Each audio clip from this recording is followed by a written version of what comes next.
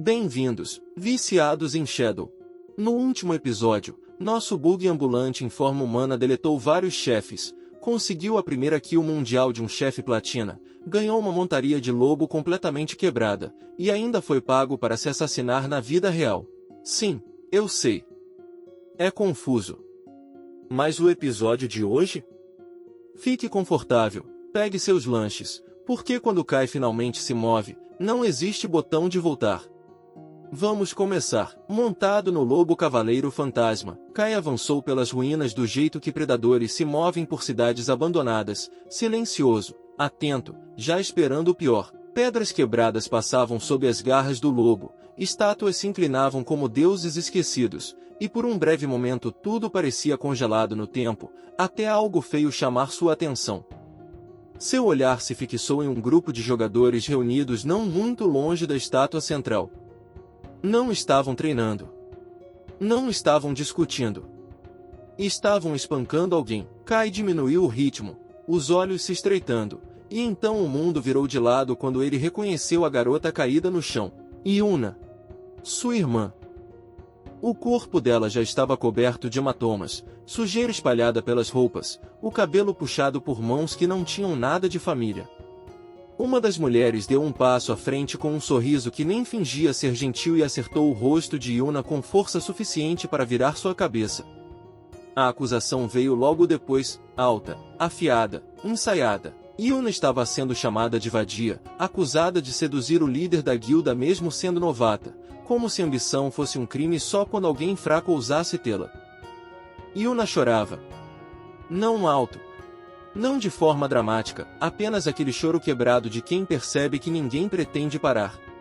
A mulher se inclinou, a voz pingando falsa generosidade, chamando aquilo de aviso. Que ela ficasse longe do líder da guilda, ou fariam questão de que aquele rosto bonito nunca mais se recuperasse. E então, como para reforçar o recado, os outros voltaram a atacar. Chutes. Tapas, palavras feitas para machucar mais que punhos. Do telhado acima, Kai observava sem se mover. Kai assistia sem intervir, como alguém relendo um capítulo que já conhece de cor. Essa era a parte em que as pessoas acham que o mundo está olhando, quando, na verdade, a maioria já virou o rosto. Engraçado como histórias assim só sobrevivem porque alguém fica para testemunhar. E se você ainda está aqui, ainda assistindo, então está fazendo exatamente isso. Então vai lá. Curte o episódio. Se inscreve se quiser ver até onde esse espiral vai. Porque quando Kai se move, não tem volta. Enfim, de volta à história. Aquilo não era novidade para ele. Jogos internos de poder dentro de guildas já eram praticamente um gênero próprio. Em sua vida passada, esse tipo de lixo seguia Yuna por todo lugar, e todas as vezes ele intervinha. Limpava a bagunça. Consertava tudo. Alisava as arestas para que ela pudesse fingir que o mundo não foi feito para triturar pessoas como ela. Mas desta vez, algo parecia diferente. Ele se lembrava de ter dito para ela viver a própria vida. Parar de se agarrar aos outros. Parar de acreditar que alguém sempre iria protegê-la. E agora ela estava ali, chorando no chão, implorando para que parassem porque doía demais e ela achava que ia morrer. Eles não se importavam. Juraram que iriam matá-la também, rindo enquanto a acusavam de seduzir incontáveis homens, inventando pecados até se sentirem justificados. Kai virou o rosto. Não porque não se importasse, mas porque sabia exatamente onde isso iria dar. Ele guiou o lobo até a estátua, deslizando para dentro da base sombreada da estrutura. Sob a gigantesca figura de pedra havia algo que a maioria dos jogadores nem sabia que existia, uma câmara escondida, um daqueles atalhos do sistema antigo enterrados tão fundo nas notas de pet esquecidas que só veteranos encontravam. Um círculo mágico se acendeu diante dele. Teleporte. Não era gratuito. Nunca era. O sistema lembrou o custo, como sempre. O primeiro teleporte custaria 500 dias de vida. O segundo, 1000. O terceiro, 2000. E continuaria dobrando até que até os mais corajosos fingissem que essa opção não existia. Kai não hesitou. Porque ele sabia de outra coisa também. Cidades iniciais não permanecem iniciais para sempre. Com o tempo, evoluem. Monstros fracos viram chefes. Zonas seguras ganham presas. E às vezes, se você chega cedo o suficiente, pode roubar tesouros destinados a eras futuras inteiras. Como a tábua do Deus Antigo. O sistema perguntou se ele desejava retornar à terra abandonada dos deuses. Dark Muntal. Um nome que Kai nunca tinha ouvido em sua vida passada. Isso, por si só, já valia o preço. Ele confirmou o teleporte. 500 dias desapareceram como troco, e as ruínas se dissolveram ao redor dele. Dark Mountain surgiu sob um céu apagado, viva de um jeito que ele não esperava. Anciões preenchiam as ruas, conversando casualmente, apoiados em bengalas, rindo como se aquele não fosse o apocalipse de gelo mais hostil em que a humanidade já havia logado. Kai parou, genuinamente surpreso. O lugar não era silencioso. Não era desesperado. Ele funcionava. Não muito longe dali, ele notou um grupo de jogadores ajudando uma senhora idosa a se levantar. Ela suspirou aliviada, agradecendo por escoltá-la de volta à zona segura. Eles a lembraram, educadamente, de que haviam cumprido a promessa. Ela agora estava no nível 3. Durante o processo, havia ganhado 72 dias de vida. Agora só precisava entregar a parte negociável. O clima mudou na hora. A expressão da velha se distorceu como se eles tivessem insultado toda a linhagem dela. Ela exigiu saber por que queriam dinheiro se diziam ser uma guilda de caridade. Um dos jogadores sorriu com paciência, explicando que não estavam pedindo dinheiro. Nunca pediram. A vida dropada pelos monstros era automaticamente compartilhada durante o jogo em grupo, era só isso que queriam de volta. Outro jogador acrescentou que esse sempre foi o acordo. A velha explodiu. Disse que nunca tinha concordado com nada disso, acusou-os de serem sem vergonha por cobrarem uma velha, e começou a gritar que esses jovens não tinham moral alguma. Os jogadores tentaram acalmá-la, repetindo a explicação, devagar, claramente, sem grupo, sem drops compartilhados, sem bônus de experiência. Ela gritou por ajuda em vez disso. Acusou a guilda Ryumenchia de assediá-la. Foi aí que Kai interveio. Literalmente. Ele a agarrou por trás e a arremessou no chão com tanta força que até os jogadores ficaram paralisados, sem saber se aquilo era algum tipo de golpe novo. Antes que alguém reagisse, a adaga de Kai já estava em sua mão. Seus olhos estavam vazios, assassinos, desinteressados em debate. Ele a finalizou. Sem discurso. Sem aviso. Apenas uma execução. Orbes de vida se espalharam pelo chão. Kai se endireitou e informou calmamente aos jogadores atonitos que a vida dela estava ali agora. Eles podiam pegar o que lhes era devido. O choque virou incredulidade, depois alívio. Os jogadores o encararam como se ele tivesse acabado de sair do próprio sistema.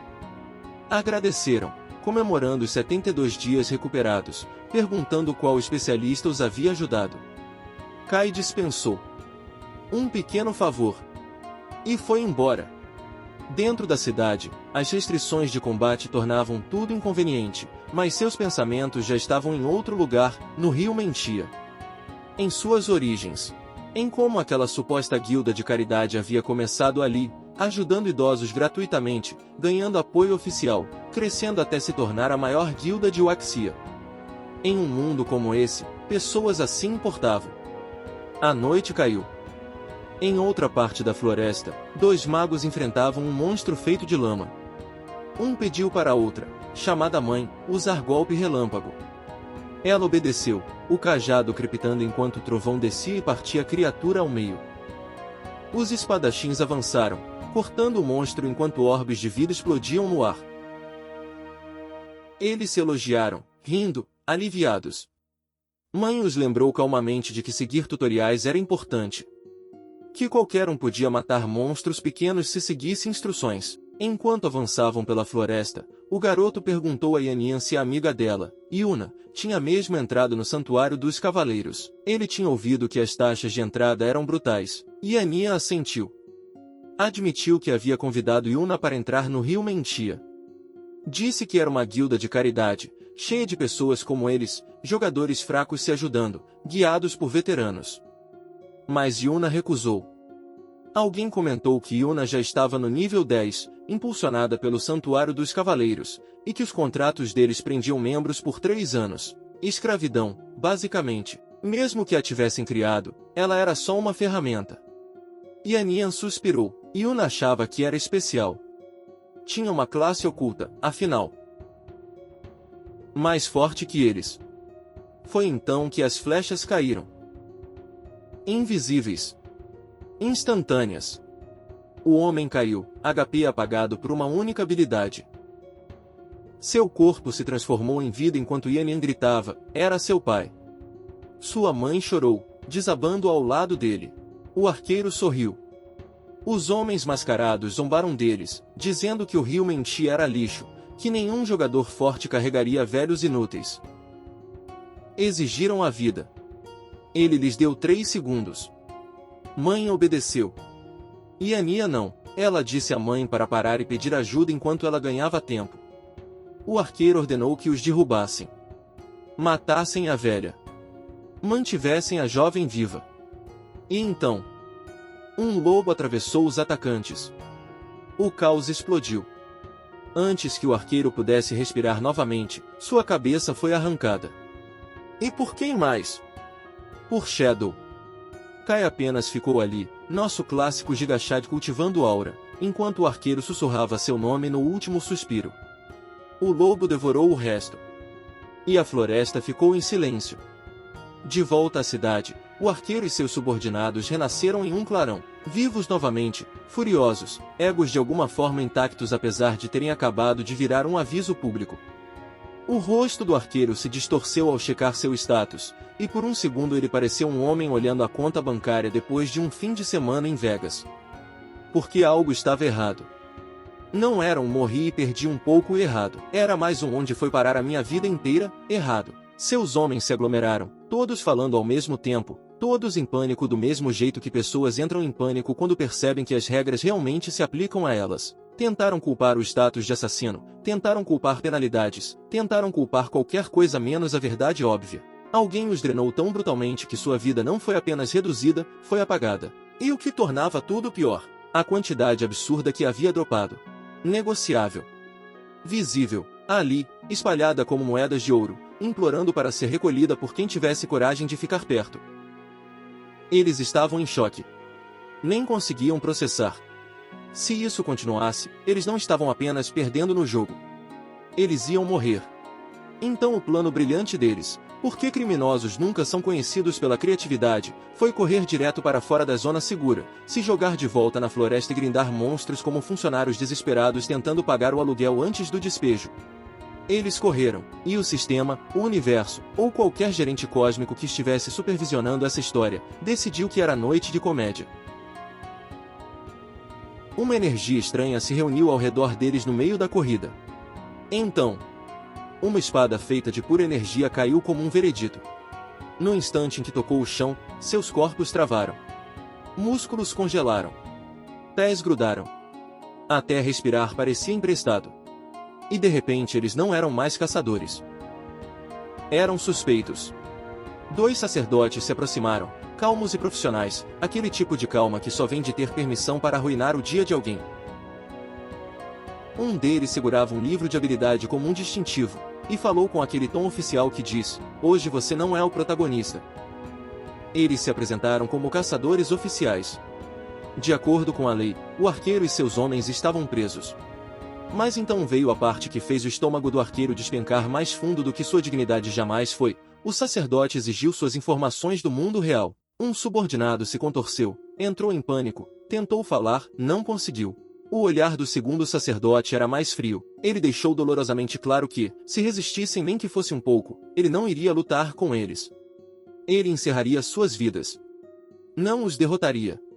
Os encerraria. Enquanto isso, de volta à floresta, algo poeticamente silencioso começou a acontecer ao redor do cadáver do arqueiro. Flores começaram a brotar, surgindo do lugar onde ele caiu, como se o próprio mundo estivesse zombando dele com um arranjo fúnebre. Yannian ficou ali, respirando com dificuldade, as mãos tremendo, os olhos arregalados pelo horror tardio de perceber o quão perto esteve de virar entretenimento de alguém. Então veio o alívio. Ela se virou para Kai com uma expressão que era metade gratidão, metade incredulidade, e agradeceu com uma sinceridade que não precisava de discursos. Ela sabia. A mãe dela sabia. Sem ele, estariam condenadas. Kai nem saboreou isso. Olhou para o chão, quase distraído, como se a gratidão dela tivesse esbarrado em algo em sua mente que ele não queria tocar. Porque Yannian tinha se mantido firme. Ela estava aterrorizada, mas não cedeu. Protegeu a mãe. Tentou lutar quando importava. Esse tipo de espinha dorsal não era comum nesse maldito jogo, onde a maioria das pessoas venderia a própria família por 5 dias extras e um cobertor quente. E Yannian era bondosa. Corajosa. Completamente diferente de Yuna. Kai não entendia como Yuna e ela tinham se tornado melhores amigas. Eram como dois resultados diferentes do mesmo desastre, uma escolhendo dignidade, a outra escolhendo ilusão. Mas pelo menos o destino tinha feito uma coisa misericordiosa. Elas seguiram caminhos separados. Kai desapareceu. Não com um floreio, nem com uma despedida dramática, ele simplesmente sumiu, como se nunca tivesse estado ali, deixando apenas as consequências e o silêncio. Yannian piscou, confusa, encarando o espaço onde ele estava. Sua mãe olhou ao redor como se esperasse que ele reaparecesse e explicasse tudo como um adulto supervisionando crianças. Mas não havia nada. Só o depois. Yannian pegou o orbe de vida no chão, e a confusão a atingiu novamente, porque o orbe parecia mais pesado do que deveria. O corpo do pai havia desaparecido. A vida dele havia sumido, e agora ela segurava um orbe, se perguntando se pertencia a ele, se o que tinha acabado de pegar era o último pedaço dele que o sistema permitiria que ela tocasse. A voz da mãe tremeu ao fazer a pergunta que não tinha resposta. Como Shadow desapareceu daquele jeito? Yannian engoliu em seco, encarando as árvores escuras. Disse que não sabia. A única coisa que sabia era que Shadow era o número 1 do mundo por um motivo. Mas ela não achava que ele fosse uma pessoa bondosa. Em outra parte da floresta, outro grupo de jogadores aguardava, inquieto, os nervos aumentando a cada minuto. Eles ficavam checando o tempo como pessoas esperando o médico chamar seu nome. A capitã Eva tinha dito que Shadow chegaria em breve. Há alguns minutos, ela disse. Já tinha passado quase meia hora. Então, naturalmente, começaram a duvidar. A cochichar. Um deles perguntou se Shadow realmente conseguiria derrotar os chefes lá dentro. Outro zombou, dizendo que era impossível, aqueles chefes podiam reviver infinitamente. Aceitar aquela missão parecia suicídio com etapas extras. E enquanto conversavam, Shadow passou bem no meio deles. Invisível. Silencioso. Aqueles tolos nem perceberam. Kai já tinha terminado de ouvir opiniões. Afastou-se, a mente afiada, focada no que importava, a tábua do deus antigo. Ele sabia que o valor da tábua não era apenas de equipamento melhor, era caos em forma de pedra. Ela adicionava um efeito positivo e um negativo ao equipamento e, com sorte nojenta de verdade, podia até distorcer traços de classe. Pessoas já tinham visto coisas insanas acontecerem com essas tábuas. Um jogador de alto nível de sua vida passada teria usado 7 delas para esmagar um chefe lendário como se fosse um mosquito. Esses chefes de tábua não eram normais. Eles não apenas te socavam. Eles te enganavam. Às vezes eram invisíveis, com furtividade tão alta que você morria sem nem ver o que te matou, só uma tela preta repentina e uma lição de vida. Outras vezes, o chefe nem era o chefe de verdade. Era só um fantoche invocado, renascendo infinitamente, enquanto o verdadeiro controlador se escondia por perto como um covarde com complexo de Deus. A informação oficial dizia que matar sequer ativava a ressurreição e um acúmulo de fúria a cada retorno. Então a pergunta era simples. E se ele matasse todos ao mesmo tempo, o sistema ainda trataria como um loop normal, ou forçaria o encontro a evoluir? Kai decidiu que valia o teste. Ele equipou o pingente do devoto e invocou um devoto fiel, enviando-o como um peão sacrificial direto para o perigo. O devoto se chocou contra os chefes e arrancou mais de 1400 de HP de um deles. Instantaneamente, a fúria acendeu nos olhos do chefe. Ele se virou. E o devoto fiel explodiu. sumiu. Os chefes nem reagiram como se importasse. Sem pânico. Apenas indiferença fria, como deletar um e-mail de spam. O olhar de Kai se afilou. Nível 10. Todos eles, sem reflexão de dano. Sem armadilha escondida ainda. Seus atributos eram apenas cerca do dobro dos chefes dourados comuns. Isso significava algo. Significava que eram isca. Então ele parou de jogar limpo. Liberou o anel de lâminas de Shadow, energia vermelha se espalhando pela área como sangue derramado em câmera lenta. Em seguida vieram os dardos venenosos, cravando gargantas e pontos fracos com crueldade cirúrgica. Os corpos dos chefes começaram a desaparecer um por um. E não houve loot. Nenhum drop. Nenhuma recompensa. A testa de Kai se franziu, daquele jeito que diz, claro.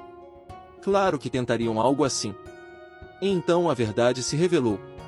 Os chefes não morreram, eles se fundiram. Suas formas foram puxadas umas às outras como argila molhada, torcendo, inchando, tornando-se outra coisa, algo maior, mais poderoso, um único monstro gigantesco costurado de tudo que ele havia acabado de abater. Ele avançou, Kai desviou por instinto, o ataque rasgando o ar como uma bola de demolição. E então ele viu símbolos entalhados por todo o corpo da criatura. Escrita do Deus Antigo, a mente de Kai entrou naquele modo raro em que toda lição que ele já sofreu de repente se tornava útil. Ele decifrou os símbolos palavra por palavra. Desastre, céu, antigo, tu, Deus, ver, então reorganizou até o significado fazer sentido. Utus. O Deus Antigo da calamidade. O pulso de Kai se estabilizou, mas seus pensamentos correram. Ele ainda não conhecia as mecânicas. Não conhecia o truque, e nessas lutas, errar um palpite significava morrer de um jeito que não ensinava nada, só humilhava.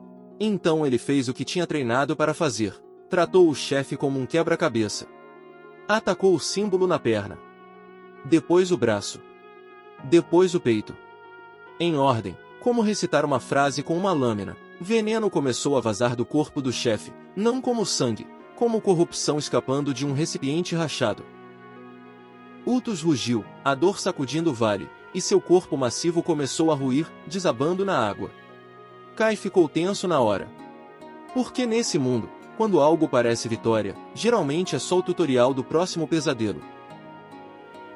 Então aconteceu. Caixões emergiram.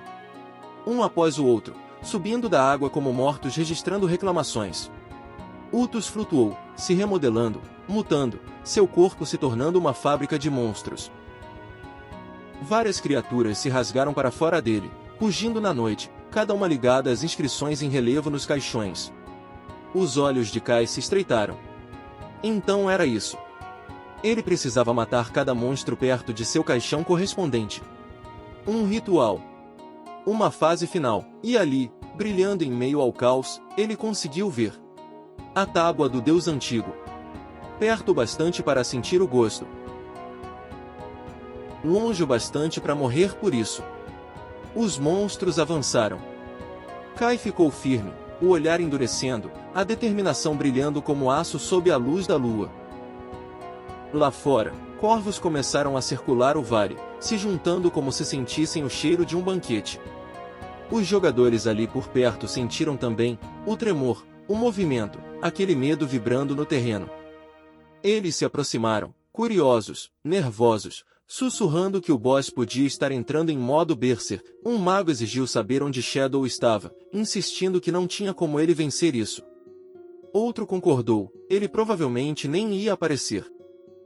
Mas quando eles chegaram, o vale estava vazio. Sem Shadow. Sem boss. Só chão rachado e silêncio. Eles andaram por ali, atônitos, encarando o chão como se o terremoto tivesse engolido a luta inteira. A voz da capitã Eva surgiu, afiada e autoritária, ordenando que eles recuassem. Shadow já tinha resolvido. O grupo congelou. A incredulidade subiu pela espinha como água gelada. Os caixões estavam vazios. As correntes tinham sido quebradas. Os 7 chefes que eles temiam, sumiram.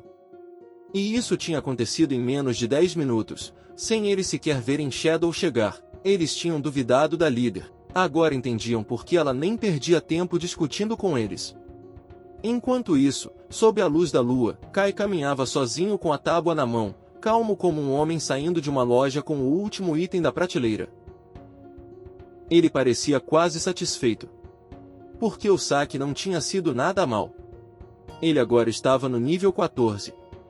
Os 7 chefes e a mão gananciosa tinham alimentado nele 294 pontos de evolução. E a própria tábua, isso era o tipo de coisa que podia arruinar países quando as autoridades percebessem o que deixaram passar. Eles não decifrariam aquilo em menos de um mês. E até lá? As perdas seriam catastróficas. Kai gastou 210 pontos de evolução, ficando com 115. Então a habilidade dele evoluiu. Shadow Flash Slash, de épica para lendária. E não foi um ajuste pequeno. Alcance do teleporte, 40 metros. Duração do furtivo, 15 segundos. Recarga reduzida para 8,8 segundos. Agora eram 9 cortes, com um raio maior, e cada acerto adicionava 700 de poder de ataque. Mas o novo efeito era o tipo de upgrade que faz as pessoas começarem a escrever cartas de desculpas com antecedência. Cada corte concedia um escudo igual a 100% do HP máximo dele. Acumulável até 9 vezes. Durando 60 segundos. A confiança de Kai se afiou até virar algo perigoso, porque se os 9 cortes acertassem, o HP efetivo dele ficaria 10 vezes maior. A margem de erro dele não só aumentou. Ela explodiu. Ele ficou invisível de novo, avançando pela noite, já calculando o ritmo. Mais 5 horas e ele chegaria ao nível 15. Depois seria hora de seguir rumo à Cidade Mágica. Várias horas depois, ele voltou às ruínas, e as mulheres ainda estavam batendo na Yuna. Ainda. Como se aquilo tivesse virado hobby da noite, tipo tricô, só que em vez de fazer suéter, elas estavam produzindo trauma. A expressão de Kai piscou com surpresa genuína. Essas mulheres não eram só mesquinhas. Elas eram incansáveis. Uma mulher de cabelo branco esticou os braços, reclamando das costas e da cintura, exausta como se tivesse passado o dia em trabalho pesado. A amiga sacudiu a mão, furiosa, dizendo que tinha inchado de tanto bater, jurando que parecia que as mãos estavam até fumegando. Elas cuspiram na Yuna. Declararam que por hoje já bastava. Que aquilo devia servir de lição. Yuna, roxa e sangrando, se levantou com esforço e chorou, tremendo de raiva e humilhação. E a primeira pessoa que ela culpou não foram as mulheres que bateram nela. Claro que não. Ela culpou o Kai, porque no mundo da Yuna, as consequências sempre são culpa de outra pessoa. Sério, como alguém consegue ser tão idiota? Enfim. Ela surtou dizendo que tinha mandado ele cortar relações e ele realmente cortou, ignorando completamente a parte em que cortar relações geralmente significa lutar ainda mais por mim, pelo menos na tradução distorcida que existe na cabeça dela. Ela usou o cajado mágico para ficar de pé, se agarrando na única coisa de que podia se gabar. O contrato dela. Santuário dos Cavaleiros. 3 anos de proteção, em troca de 50% da própria vida. Ela repetiu para si mesma que valia a pena, que ia crescer mais rápido que a Yanyan e os outros. Que ia ficar forte. Que ia fazer todo mundo que olhou para ela de cima se arrepender. Ela jurou que nem o Kai, nem aquelas mulheres malucas escapariam. Então ela lançou cura sagrada para restaurar a própria saúde. E o feitiço não curou ela. Curou o Kai. Porque ele estava invisível. Ali mesmo. Perto bastante para roubar a cura dela, como se o universo tivesse decidido zoar com a cara dela. Yuna caiu de joelhos, encarando as próprias mãos, confusa, convencida de que tinha falhado de novo. Olhou ao redor, perdida, tentando entender para onde a cura tinha ido. E Kai ficou ali, invisível, recebendo o milagrinho desesperado dela como um imposto silencioso. Ao mesmo tempo, nas ruínas da Cidade Mágica, outra cena se desenrolava, lugar diferente, a mesma podridão humana. Um grupo lutava contra um boss de pedra, o tanque bloqueando com o escudo enquanto o time ia serrando o HP dele aos poucos. Escondidos ali perto, 3 jogadores observavam como abutres esperando o último suspiro. Xixi estava entre eles. Ela assistia com tédio e nojo, chamando os homens de Daxia de fracos, zombando do fato de terem mandado 18 pessoas para lutar contra um único boss e ainda assim parecerem apavorados. Um dos companheiros piscou para ela e mandou ela relaxar. Eles estavam trabalhando duro pro benefício deles, então ela devia ser grata. Xixi mandou um beijo, rindo, dizendo que ele era educado, mas os porcos de Daxia davam tão pouco dano que demoravam uma eternidade para matar até um boss dourado miserável. O HP do boss caiu para menos da metade. O mago do grupo incentivou todo mundo, mandando empurrar até o golpe final. E então, uma lança atravessou o mago. Morte instantânea. O corpo dele virou orbes de vida antes mesmo de entender que tinha sido traído pelo próprio ar. O subordinado de Xixi sorriu docemente e agradeceu pelo trabalho duro, e pelas oferendas de fracotes. O grupo entrou em pânico, reconhecendo quem eles eram. A gangue de espadas. Ladrões. Mulheres de Daxia e estrangeiros trabalhando juntos como uma aliança de pesadelo, guiando forasteiros para massacrar o próprio povo. Os jogadores não conseguiam entender como alguém podia virar um monstro daquele nível. Mas entender não importava. Eles avançaram. O líder gritou para todos atacarem juntos, eram poucos. Xixi prometeu massacrar cada porco de Daxia, mandou se prepararem para morrer, e o subordinado dela girou martelos duplos, ativando o tremor trovejante. O chão tremeu, prendendo os jogadores no lugar como insetos alfinetados numa tábua. Então Xixi se moveu. Adagas brilharam. Trovão em forma humana. Num piscar de olhos, os jogadores morreram. Ela zombou deles enquanto caíam, chamando-os de idiotas inúteis, saboreando a impotência como se fosse vinho caro. E mesmo quando ela admitiu que as autoridades já tinham denunciado as informações deles, ela não ligou. Para ela, Daxia era só um lixão cheio de imundície mesmo. O amigo dela explicou casualmente qual era a verdadeira vantagem. Eles tinham capital por trás. Jogadores comuns não tinham como competir com isso. Enquanto os corpos viravam orbes de vida, Xixi decidiu que era hora de sair de Daxia, ir para a América do Norte e construir algo maior. Uma guilda dedicada a caçar o povo de Daxia como esporte. Os homens dela gostaram da ideia. Outro perguntou como eles chamariam isso. Xixi ergueu a adaga como se fosse uma coroa e decidiu o nome, Alice. E assim, do nada, ela decretou que o dia tinha acabado. Hora de desconectar. Hora de festa. Hora de celebrar o nascimento de uma guilda que nem fingia mais ter moral, e essa era a parte mais assustadora de todas. Kai voltou para a história como uma lâmina voltando para a bainha, quieto, inevitável e, de algum jeito, já na frente dos planos de todo mundo. A capitã Eva foi a primeira a vê-lo. Ela não correu até ele, não fez pose, não colocou aquele sorriso nervoso de por favor não me esfaqueia que a maioria reservava pro Shadow. Não, ela acenou como se fossem velhos amigos se encontrando para tomar um café e, com a mesma confiança doce, propôs que eles discutissem o preço juntos, porque aparentemente eles já tinham chegado. Kai fez a única pergunta que importava. Quanto? Eva respondeu rápido, 1.500. Os olhos de Kai nem piscaram. Baixo demais. E Eva, porque era inteligente o bastante para saber que uma mentira não sobreviveria 5 segundos na frente de um homem desses, admitiu na hora.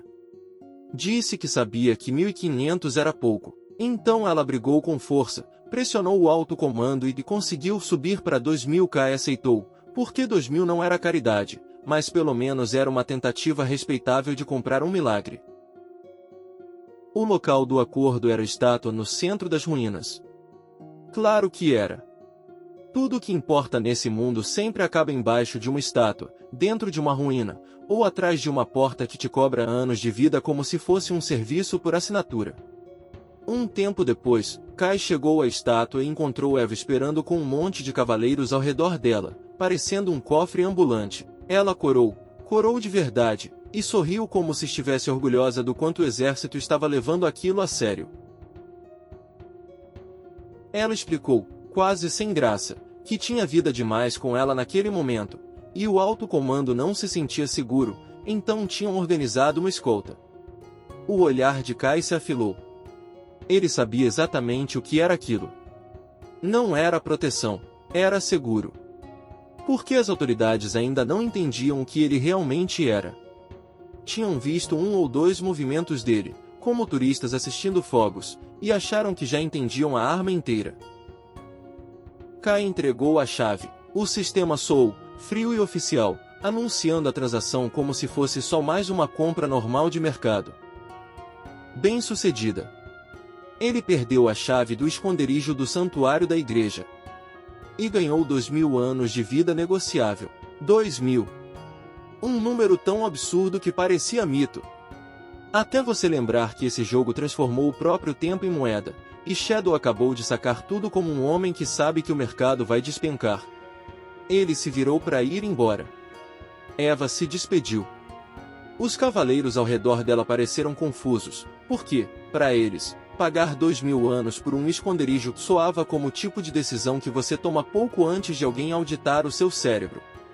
Eva os corrigiu rápido. Eles não entendiam. Aquele esconderijo podia abrigar centenas, talvez milhares.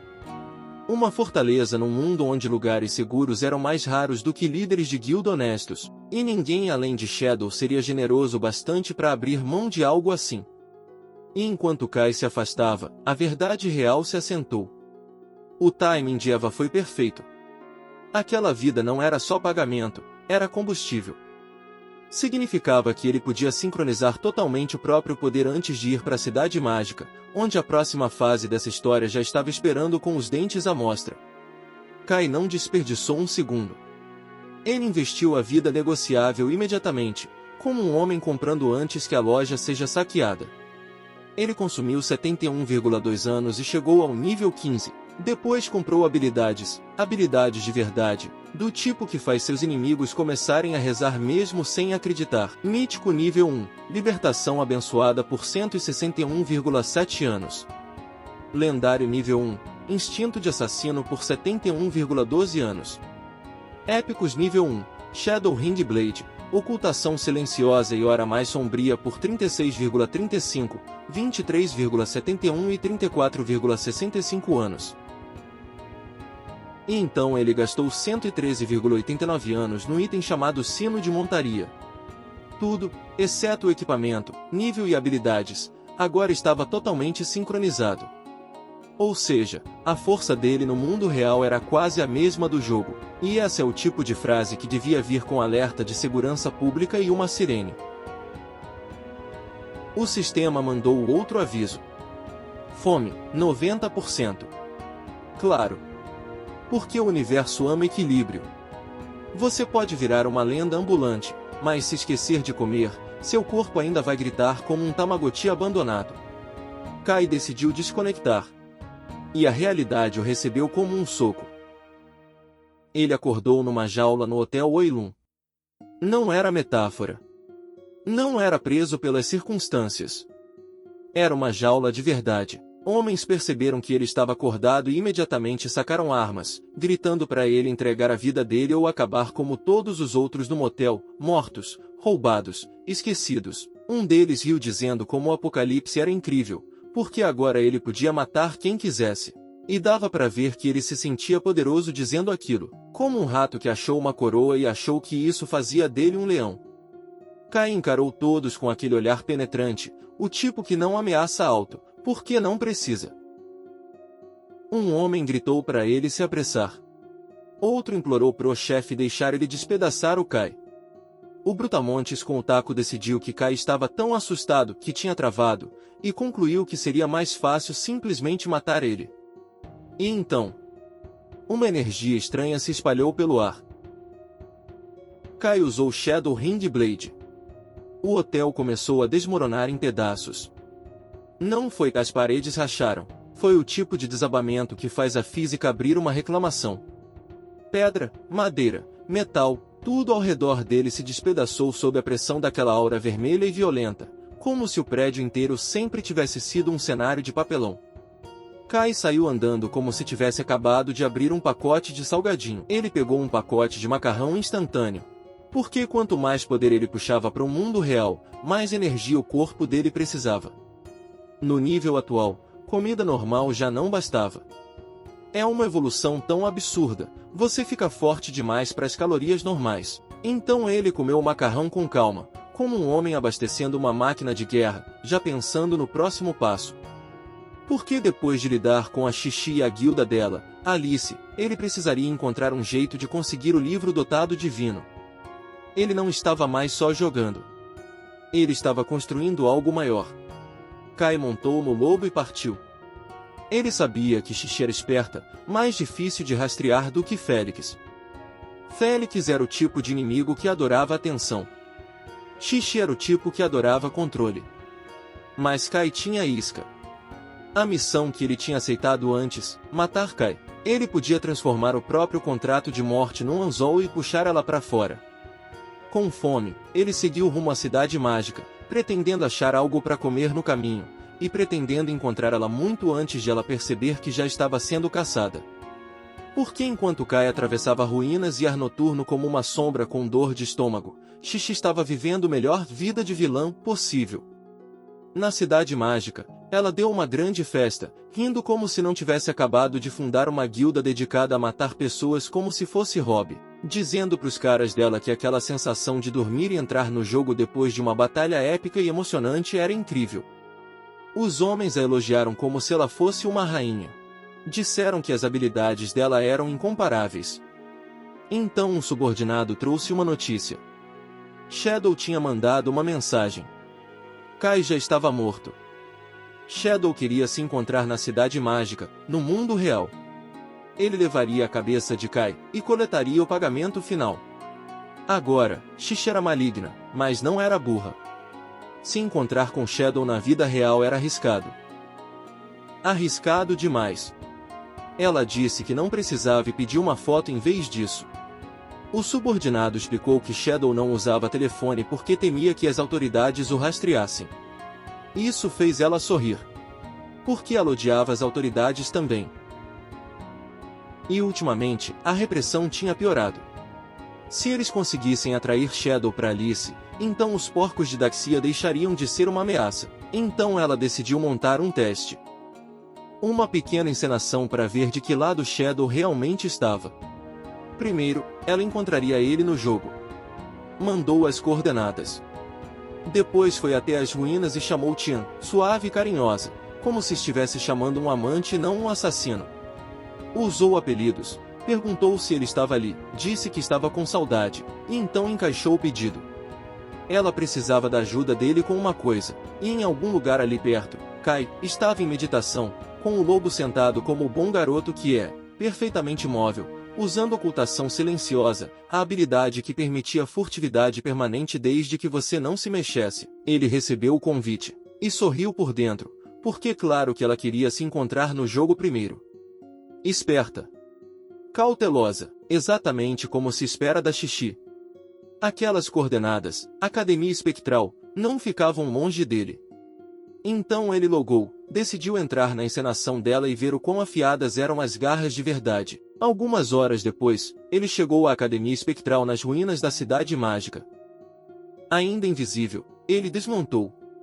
E, como previsto, a peça da Xixi começou. Agentes do governo apareceram diante dela, anunciando que as autoridades tinham localizado a gangue de espadas, identificado ela como as de espadas, e ordenado que ela se rendesse imediatamente ou enfrentaria ação militar. Xixi sorriu como se estivesse curtindo os holofotes.